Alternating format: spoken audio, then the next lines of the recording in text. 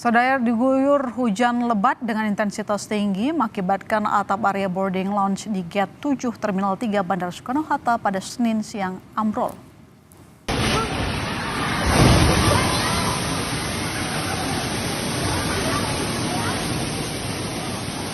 PT Angkasa Pura menginformasikan bahwa cuaca buruk mengakibatkan sejumlah fasilitas dan perjalanan penerbangan, khususnya pendaratan terganggu.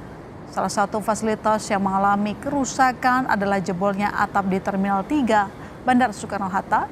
Dari video amatir terlihat air mengalir deras dari bagian plafon dan akhirnya jebol karena tak kuat menahan debit air.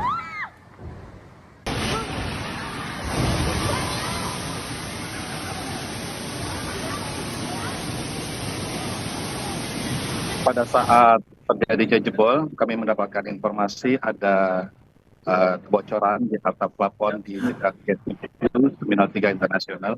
Kami langsung melakukan langkah-langkah yang segera memperbaiki situasi. Yang pertama, kami melakukan pembatasan area, kemudian melakukan pembersihan di area tersebut, dan saat ini sudah tidak ada lagi kebocoran dan lokasi tersebut sudah bersih dan bisa digunakan kembali.